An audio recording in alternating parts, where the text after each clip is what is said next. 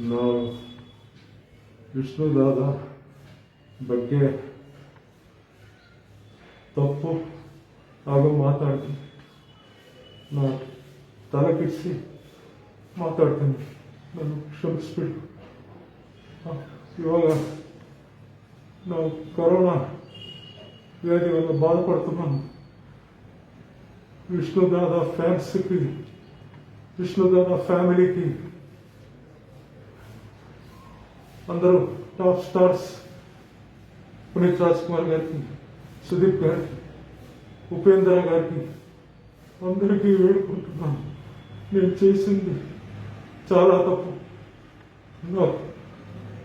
ಕನ್ನಡ ಸ್ವಲ್ಪ ಬರುತ್ತೆ, ಅದಕ್ಕೆ ಸ್ವಲ್ಪ ತೆಲುಗಿನಲ್ಲಿ ಕೂಡ ಮಾತಾಡ್ತೀನಿ, ನನಗೆ ಕ್ಷಮಿಸ್ಬಿಟ್ರು.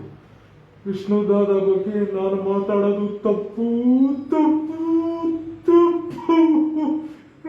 ಬಿಟ್ಬಿಡಿ ಸ್ವಾಮಿ, ನನ್ನ ಹತ್ರ ದುಡ್ಡು ಇಲ್ಲ, ಏನು ಇಲ್ಲ, ನಾನು ಸ್ಮಾಲ್ ಕ್ಯಾರೆಕ್ಟರ್ಸ್ ಮಾಡ್ತೀನಿ, ನಾನು ಬಿಟ್ಬಿಡಿ ಸ್ವಾಮಿ. ವಿಷ್ಣುದಾದ ಬಗ್ಗೆ ನಾನು ಮಾತಾಡೋದು ತಪ್ಪು ತಪ್ಪು ತಪ್ಪು. ಈ ಫ್ಯಾನ್ಸ್, విష్ణుదాద ఫ్యాన్స్ అవరు ఎల్లారు కాళ్ళకి నమస్కారం చేసి చెప్తున్నారు, విష్ణుదాద నన్ను క్షమిస్పిడు స్వామి, నన్ను ಕ್ಷಮಿಸ್ಬಿಡು. ಅಯ್ಯೋ ವಿಷ್ಣುದಾದ ಫ್ಯಾನ್ಸ್ ಅವರಲ್ಲಿ ಎಲ್ರಿಗೂ, ಕರ್ನಾಟಕ ಮಕ್ಕಳಿಗೂ ಎಲ್ರಿಗೂ ನಮಸ್ಕಾರ. ನನ್ನ ಬಿಟ್ಬಿಡು, ನಾನು ಕ್ಷಮಿಸ್ಬಿಡು.